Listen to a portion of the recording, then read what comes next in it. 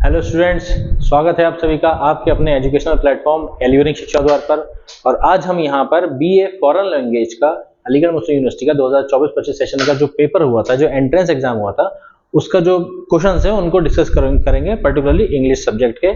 और मैं आसिम आदिल, आप सबका इंग्लिश टीचर, स्वागत करता हूँ आप सभी का। ठीक है, हम ये देखेंगे कि इंग्लिश जो है वो किस लेवल की आ रही है, क्योंकि पर्टिकुलरली बीए फॉरेन लैंग्वेज में काफी अच्छा लेवल आता है। ठीक है, तो लेट्स सी। अब हम देखते हैं पहला क्वेश्चन हमारा। ठीक, through which of the following light can not pass. वैसे देखा जाए तो ये बहुत ही सिंपल सा क्वेश्चन है कि लाइट किस चीज से पास नहीं होती। हमने बचपन में पढ़ी होंगी सब चीजें, साइंस में पढ़ते हैं, हम बहुत छोटे क्लास में पढ़ते हैं। ठीक है ना। डल का मतलब कोई चीज बहुत ही बुरी होती है। बुरी का मतलब यहाँ पर किसी चीज की प्रॉपर्टी या किसी फीलिंग के बारे में बात नहीं कर रहे, किसी का जो हम फॉर्म है उसके बारे में बात नहीं कर रहे। कोई चीज दिखने में अगर पर्टिकुलरली पहले से ज्यादा कमजोर हो जाती, कलर डल पड़ जाता है, कहते हैं कलर डल हो गया। ठीक है ना। किसी का चेहरा जो होता है बहुत मुरझाया होता है, तो उसे कहते हैं कि भाई जब डल लग रहे हो। ठीक है ना। कोई आदमी टेंशन में है, कोई नींद पूरी नहीं हुई, किसी की किसी परेशानी में है, कोई थका हुआ है, किसी ने खाना नहीं खाया है, तो वो डल होता है। इस तरीके से डल है। पर्टिकुलरली यहाँ कोई फीलिंग नहीं है, ओके, ना ही कोई कैरेक्टरिस्टिक या कोई प्रॉपर्टी के बारे में बात कर रहे हैं। डार्क से आप समझते ही हैं, something which is very dark in colour या something which is not light comparatively. ठीक है।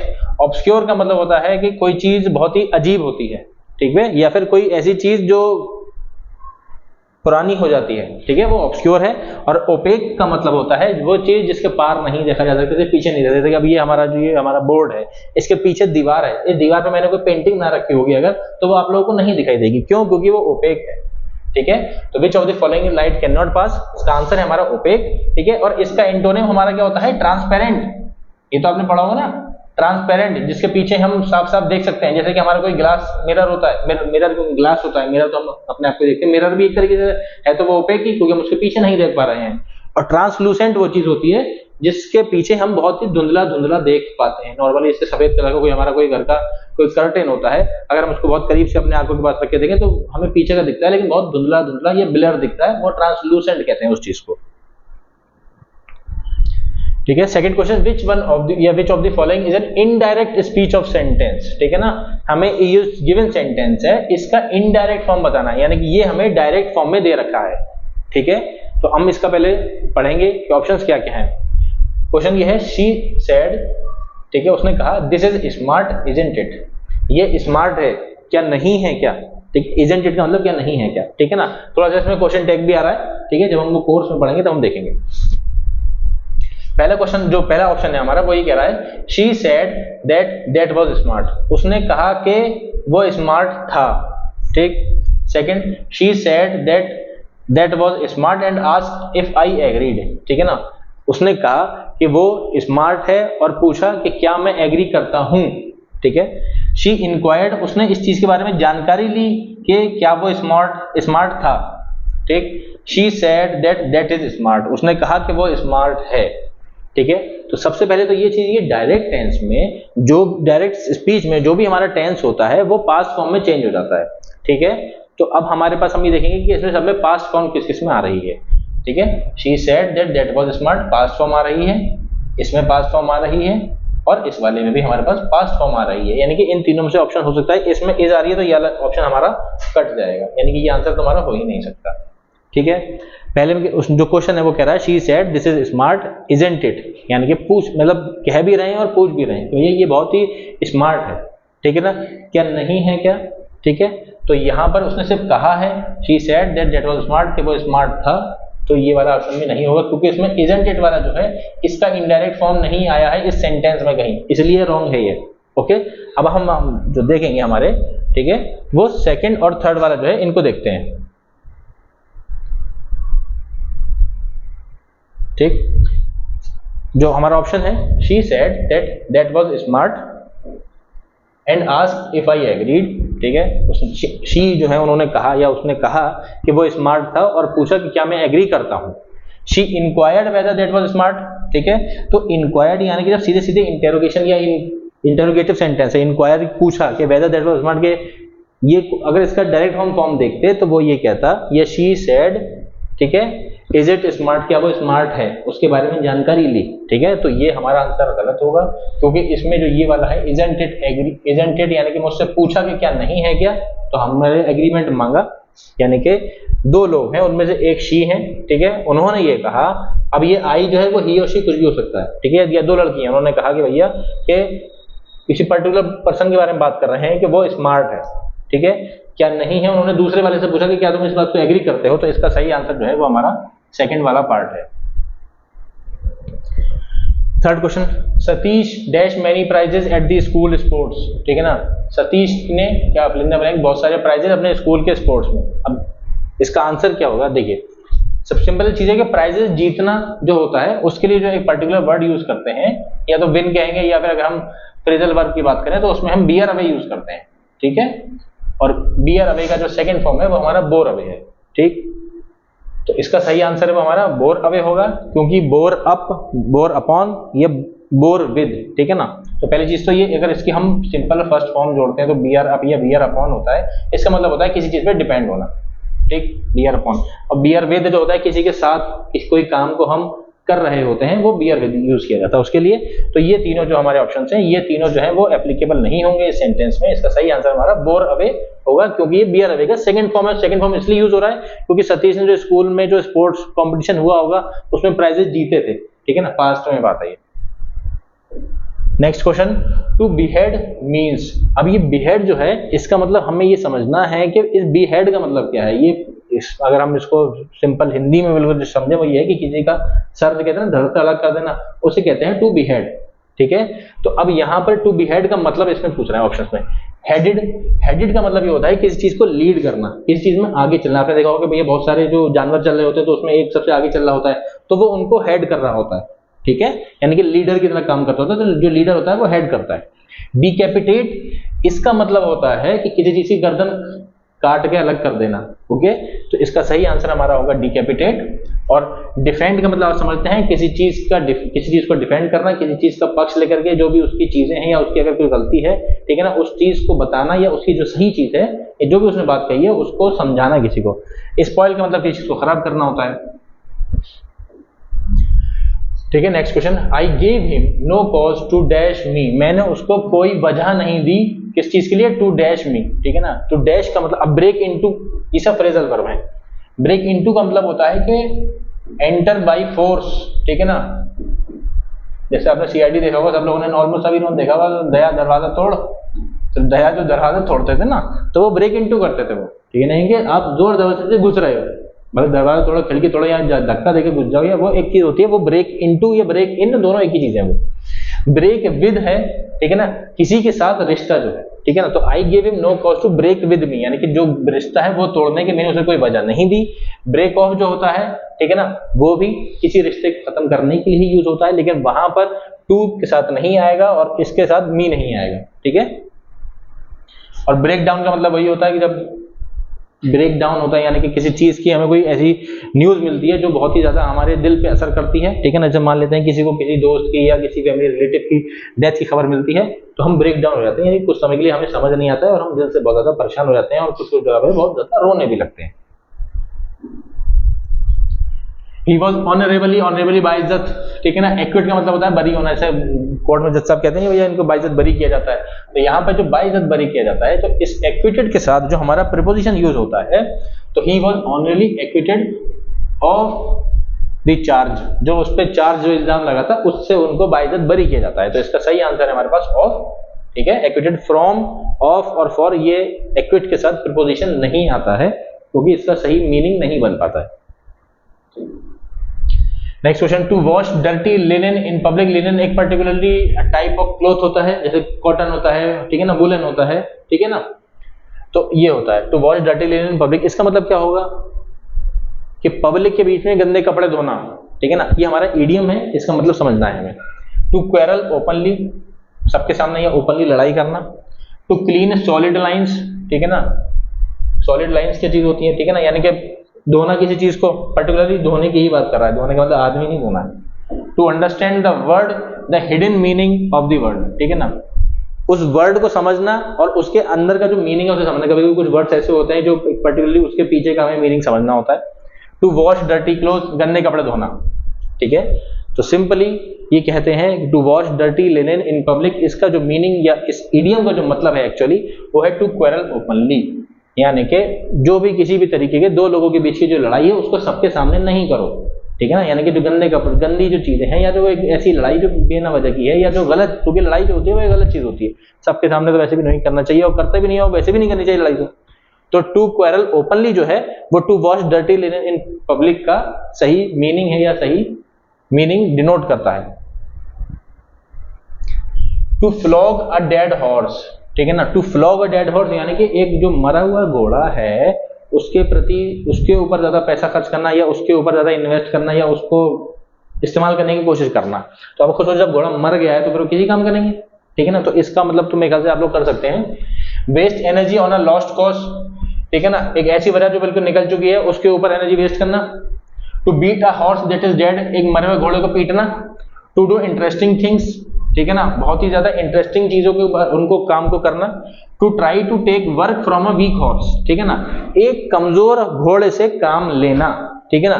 तो अब यहां पर देखो, पहली चीज तो कमजोर घोड़ा है, और यहाँ पे हम डेड हॉर्स की बात कर रहे हैं, तो मरे हुए से वीक तो नहीं आएगा। अब हम कहेंगे यहाँ भी तो डेड हॉर्स है लेकिन घोड़े को मारना है, तो जैसे मैंने बताया कि एक मरे हुए घोड़े से काम लेना, ठीक है ना, एक ऐसी चीज जो बेकार हो चुकी है, अब उससे हम काम नहीं ले सकते, ठीक है ना। तो इसका जो सही है वो हमारा waste energy on a lost cause, ठीक है ना, किसी बिना वजह या किसी बिना यूज की चीज के लिए अपनी एनर्जी वेस्ट करना। इसका सही जो हमारा इडियम है वो to flog a dead horse, और इसका जो सही मीनिंग है वो हमारा ये बनेगा waste energy on a lost cause. Okay, next question, unless she, ठीक है। जब भी अभी देखिए अनलेस और अंटिल आ जाएगा तो इसके बाद वाले सेंटेंस में, इसके बाद वाला सेंटेंस यहां तक पूरा नहीं है, ठीक है ना, नॉट नहीं आएगा या नेगेटिव कोई चीज नहीं आएगी, ठीक है। तो unless she dash this house I will not say anything, जब तक वो इस घर को नहीं छोड़ती या नहीं छोड़ेगी मैं कुछ नहीं कहूंगा, ठीक है। तो अनलेस शी, इसका जो हेड लेफ्ट आएगा डिड नॉट लीव या लीव्स। देखो डिड नॉट तो नहीं आएगा क्योंकि नॉट वाले मैंने आपको बताया कि अनलेस अंटिल के साथ नॉट नहीं आता उस सेंटेंस में, ठीक है। अनलेस शी हैड लेफ्ट या शी लेफ्ट, जब तक उसने घर नहीं छोड़ा था, ठीक है ना, तो लेफ्ट आ जाएगा, मैं कुछ नहीं कहूंगा। तो इन दो को अगर हम जोड़ेंगे तो लेफ्ट के साथ जो है वो मतलब नहीं बनेगा, ठीक है। हैड लेफ्ट नहीं आएगा, ठीक, क्योंकि इसके साथ कंडीशन सेंटेंस में ये चीज नहीं बनेगी। इसका सही आंसर है लीव्स, ठीक है। सिंपल प्रेजेंट के साथ, ठीक है, हम जो है सिंपल फ्यूचर यूज करते हैं कंडीशन सेंटेंस में। वो जो हम कंडीशन सेंटेंस चैप्टर पढ़ेंगे उसमें हम अच्छे से डिस्कस करेंगे, कुछ एग्जांपल्स भी देखेंगे उसमें। तो इसका सही आंसर है लीव्स, ठीक है। जब तक वो घर नहीं छोड़ती मैं कुछ नहीं कहूंगा। फॉर्च्यून, एंटोनिम ऑफ फॉर्च्यूटियस, ठीक है ना, फॉर्च्यूटस है वो, ठीक है। तो फॉर्च्यूटस जो है इसका मतलब होता है कोई चीज, मतलब हिंदी में आकस्मिक हो जाती है, बाई चांस अगर कोई चीज हो रही है, ठीक है ना। तो बाई चांस अगर कोई चीज हो रही है, ठीक है ना, तो इसका एंटोनिम क्या है कि कोई चीज अचानक से अगर हो रही है, ठीक है ना, या तो कोई चीज अचानक से होगी या कोई चीज की जाएगी। तो कोई चीज इंटेंशनली आप कर रहे हैं और कोई चीज अचानक से हो रही है, तो ये दोनों एक दूसरे के एंटोनिम यानी अपोजिट इन मीनिंग है, ठीक है। तो एंटोनिम इन फॉर्च्यूटियस क्या होगा, फॉर्च्यूटस ही है वो, फॉर्च्यूटस, ठीक है, याद रखना। फॉर्च्यूनेट पढ़ते हैं इसी, तो फॉर्च्यूटस, ठीक है। तो पहला इसका फॉर्च्यूनेट यानी कोई किस्मती है, जिसको किस्मत अच्छी है, फॉर्च्यूनेटली कहते हैं ना कि बाकी किस्मती या किस्मत से ऐसा हो गया, तो फॉर्च्यूनेट, ठीक है। इंटेंशनल, इरादतन। ट्रेजिक, समथिंग वेरी बैड, ठीक है। और ट्रीचरस यानी किसी को धोखा देना, ठीक है ना। तो फॉर्च्यूटस का जो मतलब है वो हमारा हो गया, इसका एंटोनिम जो है वो इंटेंशनल हो गया, ठीक है ना। ये तो बाई चांस वाली चीज हो गई, ठीक है। The antonym of the word supine, supine का मतलब होता है कि जैसे हम जो बेड पे लेटे होते हैं ना, अपनी जो हमारी ये स्पाइन जो होती है, ठीक है ना, इसके सपोर्ट से लेटते हैं जब हम, ठीक है ना, सीधे बेड पे लेटे होते हैं ना, उसे कहते हैं स्यूपाइन। तो इसका अपोजिट क्या होगा, देखो लेटने का अपोजिट क्या होता है, खड़ा होना होता है, ठीक है ना, या बैठ जाना होगा, ठीक है ना। तो इसका हमें एंटोनिम बताना है, एंटोनिम यानी कि अपोजिट। सुपीरियर, सुपीरियर यानी कि आप किसी से सीनियर है आप, ठीक है ना, या कोई चीज किसी से ज्यादा लेंथ में, वेट में ज्यादा है, ठीक है ना, उसका नंबर ज्यादा है, या उस पर्टिकुलर चीज का किसी दूसरी चीज से लेवल ज्यादा है, वो लेवल किसी भी चीज में हो सकता है, तो वो सुपीरियर हो गया, ठीक है। ल्यूपाइन, ठीक है ना, इरेक्ट या पेनफुल। ल्यूपाइन तो ऐसे कोई वर्ड बनता नहीं है, ठीक है ना। इरेक्ट जो होता है हमारे पास, ठीक है ना, इरेक्ट का मतलब क्या हो गया, इज समथिंग, या जो खड़ी हुई होती है ना, जिसे कहते हैं ना इरेक्ट, जैसे इरेक्टेड टावर होता है, बात करते हैं जो बिल्कुल ऐसे कर खड़ा है, इरेक्ट, ठीक है ना। पेनफुल समथिंग जो बहुत दर्दनाक या दर्दनीय चीज होती है, जो दर्द देती है, वो पेनफुल हो गया। तो हमारा जो सुपाइन था, जिसमें मैंने बताया कि हम अपनी जो स्पाइन है इसके सपोर्ट से लेटते हैं, इसका अपोजिट क्या हो गया, इरेक्ट, यानी कि खड़ा होना, ठीक है। हम खड़े हैं या हम इस टाइम इरेक्टेड है, ठीक है ना, लेट जाएंगे तो सुपाइन हो जाएंगे। द एंटोनिम, यानी सब अभी अपोजिट चल रहे हैं, एंटोनिम सिनोनिम जब आप करें तो इन चीज का ध्यान रखिएगा कि इसको सर्कल कर लें। कभी कभी गलती हो जाती है सिनोनिम एंटोनिम में, एक दो क्वेश्चन सिनोनिम पूछता है, फिर उसके बाद एक एंटोनिम, फिर एक दो सिनोनिम पूछ देता है, तो वो एंटोनिम वाला भी हम सिनोनिम टिक कर जाते हैं, ठीक है ना। जेनिथ, जेनिथ का मतलब होता है पीक पॉइंट, ठीक है ना। जैसे हम बात करें कि ये माउंट एवरेस्ट का बिल्कुल जो टॉप पॉइंट है वो पीक पॉइंट है, ठीक है ना। जैसे कहते हैं कोई अपने करियर के जेनिथ पे चल रहा है, यानी कोई अपने करियर के पीक पे चल रहा है, उसका करियर बहुत अच्छा चल रहा है, बहुत अच्छी अपॉर्चुनिटीज मिल रही है, फेम मिल रहा है, पैसा मिल रहा है, सब कुछ अच्छा चल रहा है, तो वो जेनिथ है, ठीक है ना, टॉप पे चल रहा है। तो कोलोसल, कोलोसल जो होता है वो एक बहुत ही बड़ा कोई एरिया होता है, बहुत बड़ी बिल्डिंग होती है, उसे कोलोसल कहते हैं। वीक का मतलब कमजोर, और नेजर का मतलब कि बिल्कुल एकदम बिलो पॉइंट, बॉटम पॉइंट, ठीक है, ठीक। तो जेनिथ का जो अपोजिट है वो हमारा नेदर हो जाएगा, ठीक है। और ब्रेक का मतलब टूटना होता है, इसे नेदर ही पढ़ते हैं, ठीक है। द एंटोनिम ऑफ एरियोडाइट, एरियोडाइट का मतलब होता है किसी चीज को नॉलेज होना, ग्रेट नॉलेज ऑफ समथिंग, ठीक है ना, ओके। तो एरियोडाइट का अपोजिट क्या होगा हमारे पास, इरेडिकेट। इरेडिकेट का मतलब किसी चीज को खत्म करना, मिटा देना। पॉवर्टी इरेडिकेशन यानी कि पॉवर्टी को खत्म करना, ठीक है ना। खत्म करने या किसी पर्टिकुलर शख्स की बात नहीं कर रहे हैं, एक particular state of a country या स्टेट ऑफ अ स्टेट, ठीक है ना। स्टेट ऑफ अ स्टेट का मतलब स्टेट यानी कंडीशन, सिचुएशन, और स्टेट यानी कि हम जो हमारी स्टेट होती है यूपी एमपी, इनके बारे में बात कर रहा हूँ। इग्नोरेंट, ठीक है ना, जिसको नॉलेज नहीं है किसी चीज की, ठीक है ना। तो पर्टिकुलरली मतलब क्लियरली हम देख सकते हैं कि एरियोडाइट का एंटोनिम जो है वो हमारा इग्नोरेंट हो जाएगा, ठीक है।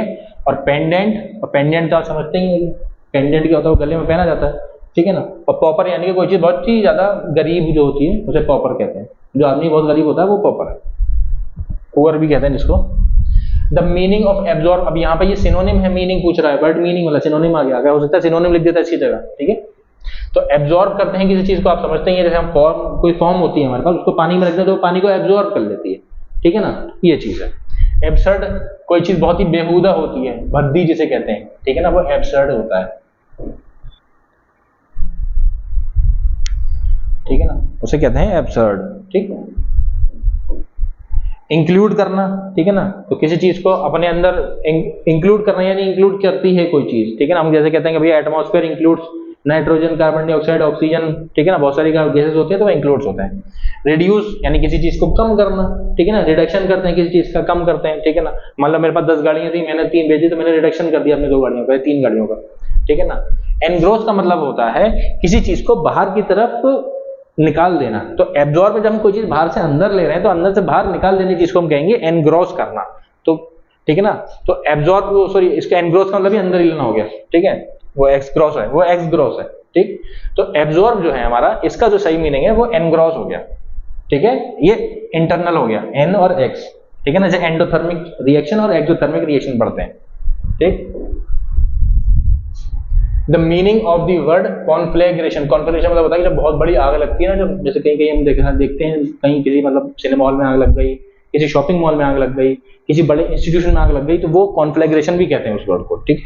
तो कॉन्फ्लैग्रेशन का मीनिंग पूछ रहा हूं यहाँ पे, पीसफुल, शांति, शांति तो नहीं होगी। ब्लेज, ब्लेज का मतलब होता है एक्सटेंसिव फायर, ठीक है ना, एक बड़े लेवल की जो फायर होती है उसे, यानी कि ये इसका सिनोनिम है गया, ठीक है। तो कॉन्फ्लैग्रेशन का जो मीनिंग है वो ब्लेज हो गया हमारे पास। कंपनी आप समझते ही हैं, ठीक है, कंपनी अलग तरीके की होती है, ग्रुप ऑफ पीपल से कोई काम को करते हैं वो कंपनी होती है, या कोई एक दूसरे के साथ सहयोगी दे रहा होता है वो भी कंपनी हो सकती है, उसे कोऑपरेशन भी कहते हैं, ठीक है ना। तो इसका सही आंसर है वो हमारे पास ब्लेज।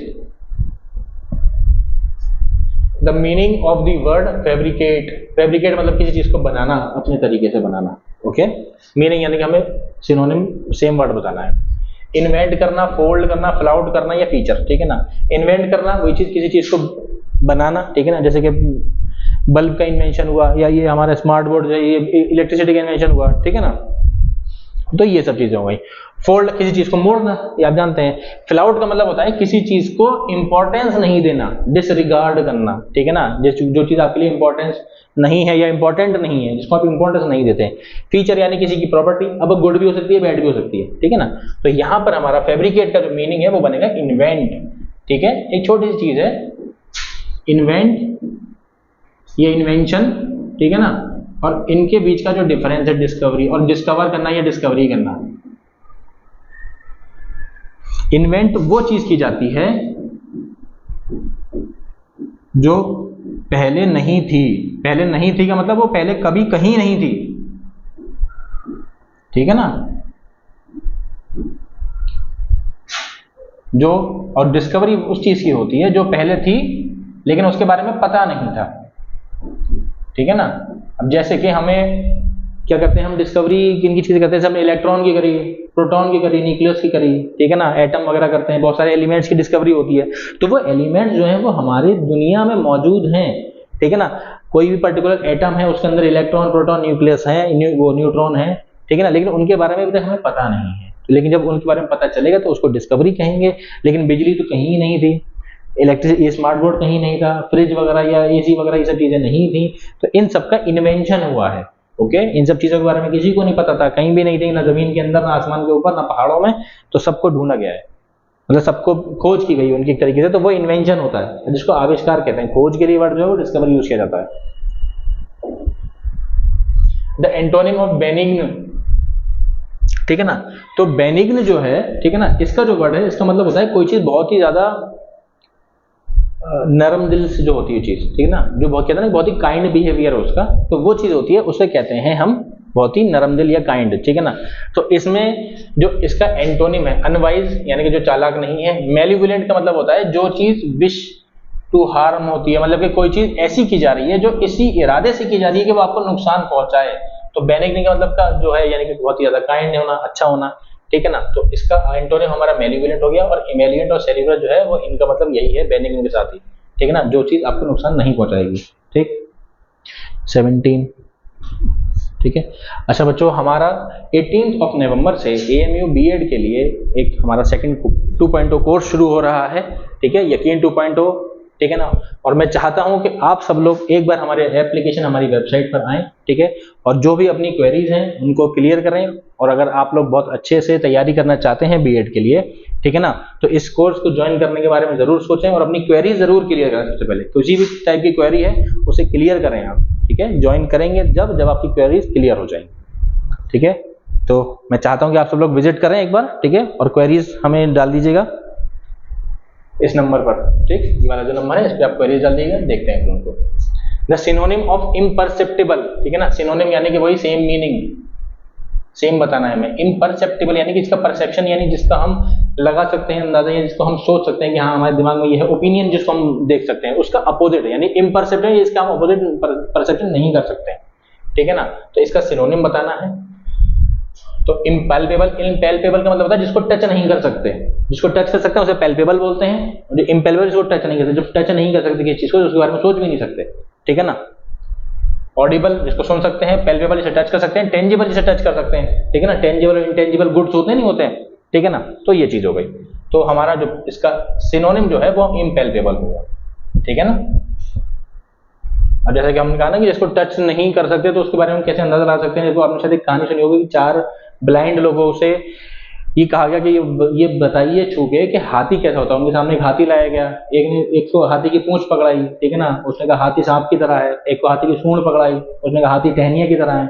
एक को हाथी के पैर पकड़ाए, उसने कहा कि हाथी खंबे की तरह है, ठीक है ना। तो अलग अलग, जब हम उस चीज को छू ही नहीं सकते तो हम इस चीज के बारे में अंदाजा नहीं लगा सकते, या एक ओपिनियन अपने दिमाग में नहीं बना सकते। जो परसेप्शन हमें बनाना है, तो इम्परसेप्टिबल हो गया का मतलब impalpable. A general pardon of offenders, ठीक है ना। ऑफेंडर्स यानी कि जो लोग किसी तरीके का कोई जुर्म कह सकते हैं, या कोई ऐसी चीज जिसको मना किया गया है वो काम करते हैं, पर्टिकुलरली वो क्राइम ही नहीं कहेंगे। तो एक बहुत ही बड़े लेवल पे जब हम किसी को हम माफी देते हैं तो उसे कहते हैं एमनेस्टी। आपने एमनेस्टी इंटरनेशनल करके कुछ ऑर्गेनाइजेशन उसके बारे में सुना होगा, उनमें कुछ इस तरीके का काम रहता है, ठीक है ना। तो इसका जो सही मतलब है वो है एमनेस्टी। फॉरगिवनेस का मतलब भी माफ करना होता है, लेकिन ये एक बंदे के लिए भी हो सकता है, ठीक है। पैरोल तो यानी कि कुछ समय के लिए बाहर छोड़ देते हैं, और क्लीमेंसी का मतलब भी वही होता है कि आप किसी को रियायत दे दे रहे हैं। द एंटोनिम ऑफ कैप्रीशियस, ठीक है ना। तो कैप्रीशियस का मतलब क्या होता है कि कोई एक ऐसी चीज, मतलब बहुत ही अचानक से किसी चीज में कोई चेंज आ गया, ठीक है ना, उसके दिमाग, मान लो किसी का मूड बहुत जल्दी चेंज होता है तो वो कैप्रीशियस टाइप का बंदा हो गया। तो कैप्रीशियस यानी कि कोई चीज बहुत जल्दी जल्दी चेंज होती है, ठीक है ना। तो हमें इसका एंटोनिम बताना है, ठीक है। तो इसका एंटोनिम जो होगा वो हमारा क्या रहेगा, कैप्रीशियस यानी कि जो चीज चेंज हो रही है, ठीक है ना, अचानक से चेंज हो रही है। इंश्योर्ड यानी कि जिसको हमने इंश्योर कर रखा है, इंश्योरेंस, ये इंश्योर नहीं है, ये इंश्योर्ड है, ठीक है।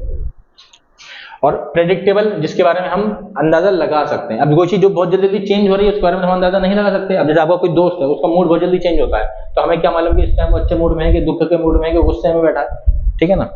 तो प्रेडिक्ट यानी कि जिसके बारे में हम अंदाजा लगा सकते हैं कि कैसा है, तो इसका एंटोनिम यही होगा।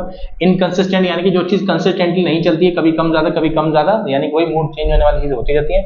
मर्कुरियल यानी कि जो चीज मरकरी से रिलेटेड है, या कोई ऐसी चीज, मरकरी यानी कि जो एलिमेंट है हमारा, ठीक है ना, ये जो चीज बहुत ही आम है वो मर्क्यूरियल हो गई। द एंटोनिम ऑफ इवेनिसेंट, ठीक है ना। इवेनिसेंट का एंटोनिम, एंटोनिम यानी कि वही हमारा ऑपोजिट, ठीक है।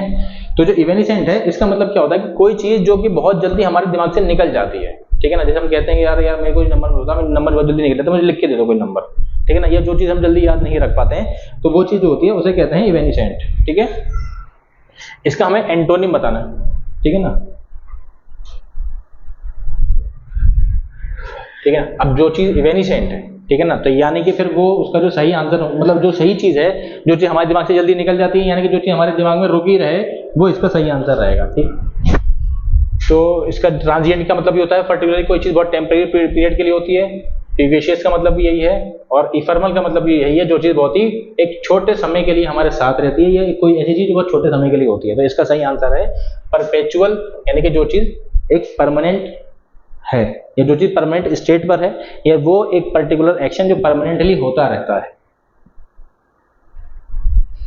Harassed by a fixed idea, ठीक है ना, जिसको मतलब एक हैरेस्ड का मतलब यहाँ पे कह रहा है कोई पर्टिकुलरली कोई फिजिकल हैरेसमेंट या मेंटल हैरेसमेंट नहीं है, ठीक है ना। यानी कि जिसके दिमाग में एक ही तरीके के आइडियाज भरे रहते हैं बस, ठीक है ना, उसको दिमाग में एक ही तरीके के आइडियाज नहीं घेरे रखा। यानी कोई ऐसा आदमी, ठीक है ना, जो बहुत ज्यादा नेगेटिव है तो वो हर चीज को नेगेटिव सोचता है। कोई आदमी पॉजिटिव भी है अगर, तो वो बहुत ज्यादा पॉजिटिव रहता है, वो उसको नेगेटिव नजर नहीं आता, वो हर किसी को बहुत जल्दी भरोसा कर लेगा। कोई नेगेटिव ऐसा आदमी होगा तो वो अपने जो लोग उसके साथ अच्छा कर रहे हैं वो उनको भी बुरा समझने लगेगा। तो मतलब इसमें दोनों तरीके की चीजें आ रही हैं। तो इसका जो पर्टिकुलर हमारा जो वन वर्ड होता है उसको कहते हैं हैरेंग, ठीक है। और ऑब्सेस का मतलब आप बताइए, आपको किसी चीज के प्रति बहुत ज्यादा लगाव, या बहुत लगाव यानी कि इतना ज्यादा लगाव कि वो बहुत ज्यादा नुकसानदेह हो, ठीक है ना। नर्वस भी समझते हैं आप, ठीक है। तो ये है हमारा harassed by a fixed idea का मतलब। The meaning of the underline word in the given sentence, ठीक है, मीनिंग बताना हमें इस अंडरलाइन वर्ड का। द जनरल पब्लिक, आम लोग, did not या didn't care about the trial and was apathetic about the all verdict, ठीक है ना। did not care about the trial, उनको जो ट्रायल हो रहा है यानी कि जो कोर्ट की प्रोसीडिंग्स चल रही हैं, ठीक है ना, उससे मतलब नहीं है। and was apathetic about the all verdict, जितने भी फैसले सुनाए जा रहे हैं उसके प्रति, उनके प्रति, फैसलों के प्रति उनका कोई भी इंटरेस्ट नहीं है, ठीक है ना। तो एपेथेटिक का मतलब हमें बताया कि उसका इंटरेस्ट नहीं है। तो मीनिंग इसका क्या रहेगा हमारे पास, इसका आंसर होगा लैक ऑफ इंटरेस्ट, ठीक है। ये कहते हैं ना कोई सिंपैथेटिक होता है, यानी किसी के प्रति किसी का लगाव होता है या इंटरेस्ट होता है, ठीक है ना। तो यहाँ पर जो सिंपैथेटिक का अपोजिट एपेथेटिक, तो जो सिंपैथेटिक का जो मीनिंग है, ठीक है ना, इंटरेस्ट होना, तो उसका opposite lack of interest. To find fault with means to, किसी के अंदर कोई फॉल्ट ढूंढना, ठीक है। जब आप किसी के अंदर कोई फॉल्ट ढूंढते हैं तब हम क्या काम करते हैं या क्या चीज करते हैं, ठीक है। अब जैसे कि हम बताएं, कोई भी गवर्नमेंट कोई वो निकाल के लाती है, कोई बिल लेकर आती है, या कोई ऑर्गेनाइजेशन बनती है, ठीक है ना, पर्टिकुलरली किसी भी लेवल पे कोई ऑर्गेनाइजेशन या कोई कमिटी या कोई, ठीक है ना, स्पेशल टीम बनती है, तो लोग उसका खिलाफ खड़े होते हैं कि नहीं आपने इसमें ये काम गलती करी है आपने, या कोई आपने कोई स्टेटमेंट दिया, या कोई आपने कुछ जो भी बात कही आपने, तो उसमें गलती जो निकाली जाती हैं, उसको कहने का मतलब ये होता है कि आपको क्रिटिसाइज किया जा रहा है। आपने सुना होगा कि भैया क्रिटिसाइज करते हैं लोग, तो ये जो क्रिटिसाइज है वही है इसका मतलब, जो to find with falls, to find fault with है इसका, यहाँ पे आप लगा लो। इसका मतलब ये हो गया कि किसी को क्रिटिसाइज करना, जैसे कि जिस तरीके 1885 में हमारे यहाँ कांग्रेस बनी थी तो कई सारे लोगों ने क्रिटिसाइज किया था जो कांग्रेस के अपोजिट थे, ठीक है ना। अंग्रेज जो थे उन्होंने कहा था कि भैया फैक्ट्री ऑफ सेडिशन, ये बहुत सारी चीजें, ठीक है ना। तो इस तरीके से कर्टेल का मतलब किसी चीज को कम कर देना, ठीक है ना। क्रिप्टिक का मतलब ये पर्टिकुलर साइंस से रिलेटेड वर्ड है। क्रूशिएट यानी कि बहुत ही कोई इंपॉर्टेंट चीज होती है ना, जैसे क्रूशियल, तो क्रूशिएट वो भी उसी से रिलेटेड है।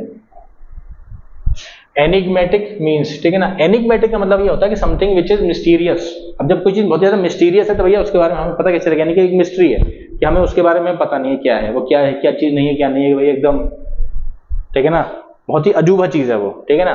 तो डिस्टर्बिंग, डिस्टर्ब यानी कि वो चीज हमें डिस्टर्ब करती है, तो हमें मालूम है ना कि वो चीज ये है, वो हमें डिस्टर्ब करेगी।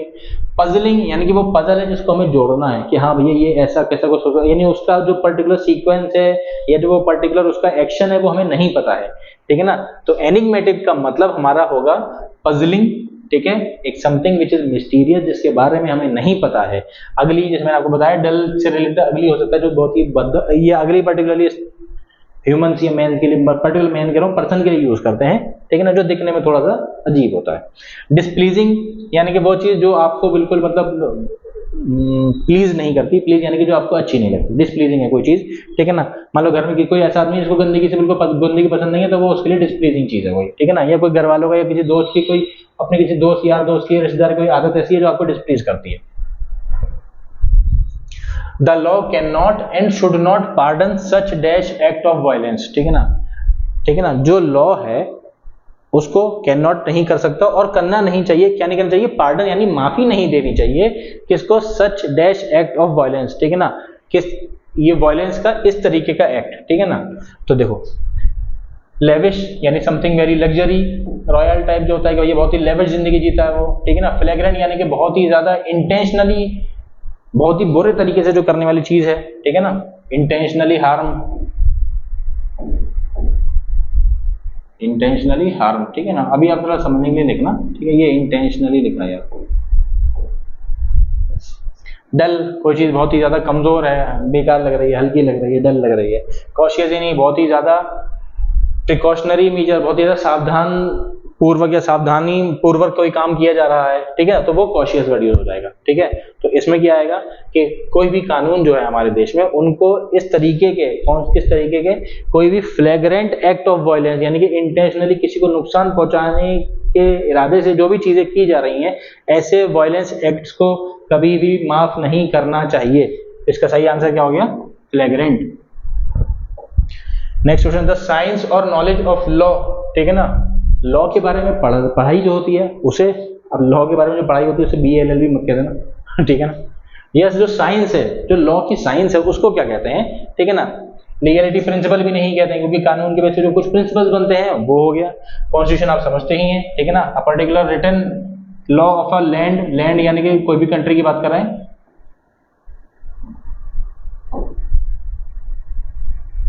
ज्यूरिस्प्रूडेंस उसका मतलब होता है साइंस ऑफ नॉलेज, ठीक है ना। ज्यूरी क्या होता है, जैसे आपने शायद, मेरे को पता नहीं आप लोगों ने देखी कि नहीं, रुस्तम पिक्चर देखी होगी, उसमें होता है कि एक जज भी होता है लेकिन ज्यूरी भी होता है, ठीक है ना, कि एक ग्रुप ऑफ जजेस होता है। पहले ग्रुप ऑफ जजेस हुआ करते थे, वो सब मिलके, ठीक है ना, जो है वो फैसला दिया करते थे। इवन नंबर ऑफ जजेस, ऑड नंबर ऑफ जजेस हुआ करते थे, ठीक है ना, कि 5 होंगे, ठीक है ना, या 7 होंगे या 9 होंगे, ठीक है ना। उसमें से जो भी मेजोरिटी होगी, ठीक है ना, वो फैसला जो है वो जज को सुनाना पड़ेगा। जज से सुनाता था फैसला, ठीक है ना। जैसे मान लेते हैं कि भैया के 5 लोग हैं, ठीक है ना, और एक केस चल रहा है, ठीक है ना। उसमें से 3 ने कह दिया कि भैया जो ये बंदा जो है जिसके ऊपर केस चल रहा है ये गिल्टी है, ठीक, और 2 ने कह दिया कि भैया ये नॉट गिल्टी है, ठीक है ना। तो फिर वो जो जज जो है वो कहेगा हाँ ठीक है भैया, ज्यूरी के फैसले के मुताबिक, ज्यूरी को सारे एविडेंस विटनेस सब उनके सामने होते हैं, तो वो बताते हैं भैया कि ये आदमी जो है गिल्टी है। Next question, when you put ideas into someone's head, जब आप किसी के दिमाग में आइडियाज डाल रहे होते हैं, तो हम क्यों डालेंगे भाई साहब आइडियाज उसके दिमाग में, जब भी तो डालेंगे जब उसके दिमाग में आइडियाज नहीं होंगे, ठीक है ना। तो अब हम क्या कर रहे हैं, पहला option, make them want to do something they had not thought about before, आप उनको वो चीज सोचने के लिए मजबूर कर रहे हो, या मेक उनको सोचने दे रहे हो या सोच रहे हैं, वो आपकी बात की वजह से क्या चीज सोच रहे हैं, that they had not thought about before, जिसके बारे में उन्होंने पहले नहीं सोचा था। तो जैसा भी हमने कहा कि जब हम किसी दिमाग में आइडियाज डाल रहे हैं तो वही आइडिया तो डालेंगे या वो चीज के बारे में बात करेंगे ना जो काम उन्होंने नहीं करा, जिसके बारे में उन्होंने नहीं सोचा। तो इसका सही आंसर यही है, ठीक है।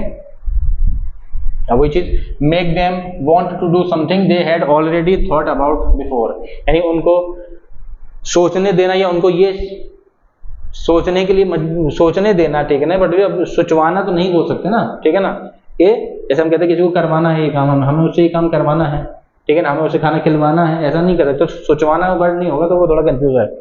तो make them want to do something, ठीक है ना, हम उनको वो काम करने दे रहे हैं, दे हैड ऑलरेडी थॉट, जिसके बारे में उन्होंने पहले सोच रखा था। जब पहले सोच ही रखा था तो हम आइडिया क्यों देते, वो काम खुद ही कर लेता वो बंदा।